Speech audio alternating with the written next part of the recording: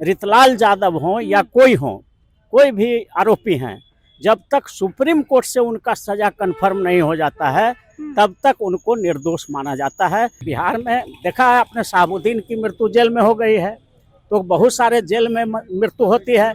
इसलिए अगर रितलाल यादव कोई अपना सुरक्षा की बात कह रहे हैं तो उनकी लाइफ एंड लिबर्टी की स्वतंत्रता उनको है संविधान में ऐसा मांग करने का। इस व्यू से कि वो राष्ट्रीय जनता दल के विधायक हैं, इस वजह से अगर टॉर्चर किया जा रहा है जेल में, चूंकि यहाँ पर सत्ता जो है बीजेपी और नीतीश कुमार का है, तो सत्ता के द्वारा टॉर्चर किया जाना ये भारतीय संविधान के आर्टिकल 21 संविधान का जो 21 आर्टिकल है, अनुच्छेद है, उसका खुला उल्लंघन है। और उनकी पत्नी ने जो आवेदन दिया है, हम उनके पत्नी को सलाह देते हैं कि वो राष्ट्रपति को भी आवेदन भेजें। नमस्कार, मैं प्रिया सिंह, आप देख रहे हैं द एक्टिविस्ट न्यूज। अभी हमारी मौजूदगी है हाईकोर्ट के बाहर में और आपको बताएं रितलाल यादव को जो जेल हुआ था 50 लाख रंगदारी मामले में, जो कि वो बिल्डर से मांग रहे थे, उस मुद्दों पे जो है हम बातचीत करने आए हैं। उस पर जो है वो कोर्ट में अब जो है वो जज के सामने गिड़गिड़ा रहे हैं, मौत का मांग कर रहे हैं। इन सब मुद्दों पे बातचीत करेंगे। हाईकोर्ट के जाने माने वकील अरुण कुशवाहा जी हैं, उनसे बातचीत करें। कैसे देखते हैं सर? देखिए, ये कानून का बेसिक प्रिंसिपल है कि अगर किसी व्यक्ति पर कोई आरोप लगा दिया जाता है तो आरोप लगाने से वो आदमी दोषी नहीं हो जाता है, दोष सिद्ध नहीं हो जाता है। ये बेसिक प्रिंसिपल है कि जिस पर आरोप लगाया गया है उसको अपने सफाई का सफिशिएंट अपॉर्चुनिटी दिया जाना चाहिए बचाव के लिए। और जब तक सुप्रीम कोर्ट से उसको फाइनल सजा नहीं हो जाए तब तक ये कंसेप्ट है कि वो आदमी को निर्दोष माना जाएगा। तो ये जो प्रताड़नाएं हो रही है, जो ही आरोप लग गया या निचला कोर्ट उसको सजा कर दिया, उसके बाद से उसको, हमारे भारत में ये रॉन्ग कंसेप्ट है लोगों में। हर आदमी को ये समझ में नहीं आ रहा है कि अभी तो उसका शुरुआती एफआईआर में एलिगेशन लगा है या लोअर कोर्ट ने सजा दिया है, उसके खिलाफ हाई कोर्ट में अपील का मौका है, सुप्रीम कोर्ट में अपील का मौका है। सुप्रीम कोर्ट में भी 2 राउंड होता है, क्यूरेटिव अपील भी वहाँ होता है।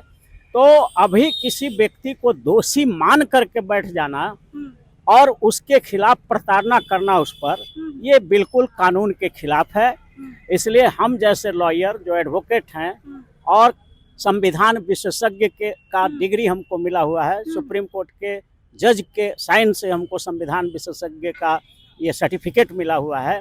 तो ऐसी परिस्थिति में हमारे जैसे लोग ये मानते हैं कि जब तक रितलाल यादव हो या कोई हो, कोई भी आरोपी हैं, जब तक सुप्रीम कोर्ट से उनका सजा कन्फर्म नहीं हो जाता है तब तक उनको निर्दोष माना जाता है। और निर्दोष मान करके जो है सारी सुविधाएं उनको जेल में, माने जीने का जो अधिकार है, फंडामेंटल राइट जो है आर्टिकल 21 संविधान में, उसमें लिखा गया है कि हर व्यक्ति का लाइफ एंड लिबर्टी की सुरक्षा का जिम्मेदारी राज्य और केंद्र सरकार को है। मृत्यु को लेके मांग कर, हाँ, तो वो कहीं ना कहीं से उनको टॉर्चर किया जा रहा है और मानवीय अधिकार जो उनका है, फंडामेंटल राइट है, जीने का जो अधिकार है, वो किसी को छीनने का पावर नहीं है।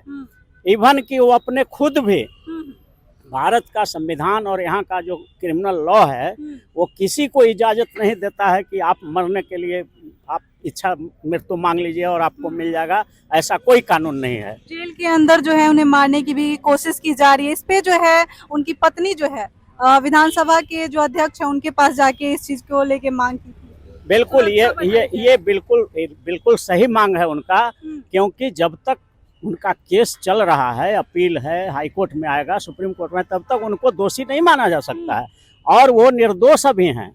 जब उनको सुप्रीम कोर्ट तक से सजा हो जाएगी तब जो उनको सजा है जो काटना पड़ेगा, जेल हो चाहे जो भी सजा होगा वो काटना पड़ेगा।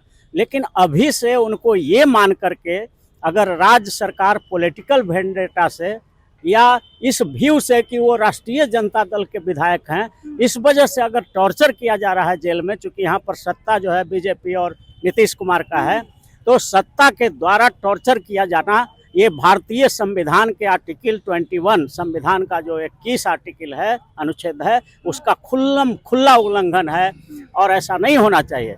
जेल में किसी भी तरह का अलग से किसी व्यक्ति में भेदभाव नहीं होना चाहिए और उसको प्रताड़ना नहीं होना चाहिए। अगर ऐसा हो रहा है तो ये संवैधानिक संकट है, ऐसा भेदभाव नहीं होना चाहिए। और उनकी पत्नी ने जो आवेदन दिया है, हम उनके पत्नी को सलाह देते हैं कि वो राष्ट्रपति को भी आवेदन भेजें।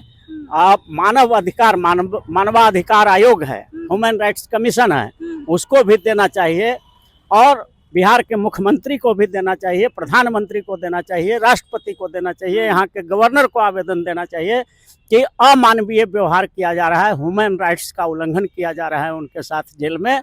इसलिए ट्रांसफर को लेके भी काफी कुछ हाँ, और अगर लगता है कि वहाँ उनके जान को खतरा है तो जान को सुरक्षा का पूरा जिम्मेदारी, जैसा कि मैंने कहा, राज्य सरकार और केंद्र सरकार को होगा, तो जेल को भी है। तो अगर उन पर कोई भी खतरा होता है या किसी तरह का हमला होता है तो इसकी पूरी जिम्मेदारी राज्य सरकार की होगी और उस जेल के जो सुपरिटेंडेंट हैं उनका होगा। इसलिए अगर ऐसा उनको अनुभव हो रहा है रितलाल यादव को, तो उनको जहां चॉइस है वहां कर देने में कोई दिक्कत नहीं है। सिक्योरिटी का सवाल है। कहीं बिहार में देखा है आपने, शहाबुद्दीन की मृत्यु जेल में हो गई है, तो बहुत सारे जेल में मृत्यु होती है। इसलिए अगर रितलाल यादव कोई अपना सुरक्षा की बात कह रहे हैं तो उनकी लाइफ एंड लिबर्टी की स्वतंत्रता उनको है, संविधान में ऐसा मांग करने का। उनकी पत्नी सही है, वो मांग करें। बेऊर जेल जाने की मांग कर रहे हैं, कोई दिक्कत नहीं है, बेऊर जेल में वो आ सकते हैं। यहाँ पर भी उनका सुरक्षा का ध्यान रखना होगा। बेऊर जेल कोई बहुत ये बात नहीं है कि मैंने वहाँ पर सुरक्षा लुंज पुंज है, वहाँ तो और बढ़िया है, तो मंगा लेना चाहिए, बेऊर जेल में रखना चाहिए। तो इसलिए सुविधा नहीं मिल रहा है, प्रताड़ित किया जा रहा है। प्रताड़ित करना बिल्कुल संविधान के आर्टिकल 21 का उल्लंघन है और जेल मैनुअल का भी उल्लंघन है।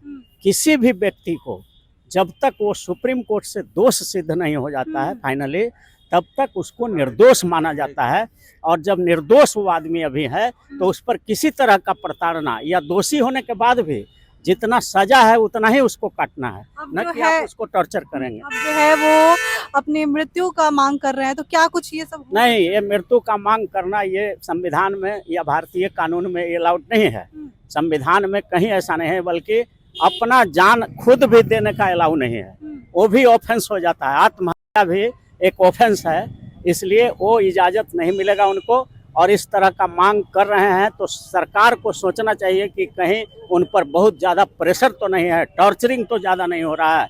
इसलिए उनको सुरक्षा, जहां वो कहते हैं, जहां सुरक्षा उनको लगता है कि मिलेगा, वहां पर उनको लाना चाहिए। इसमें कोई दिक्कत नहीं है। बेऊर जेल में हो या भागलपुर में हो या किसी जेल में हो, बिहार सरकार के अंदर में ही जेल है तो सब जगह सुरक्षा है। तो ये ध्यान रखा जाना चाहिए कि उन पर अमानवीय व्यवहार उनके साथ न हो। चलिए, हमारे साथ बातचीत करने के लिए अरुण कुशवाहा जी थे। उन्होंने क्या कुछ कहा आपने सुना। चलिए, इस खबर में इतना ही। आई खबरों के लिए बने रहे, देखते रहे द एक्टिविस्ट न्यूज़। धन्यवाद।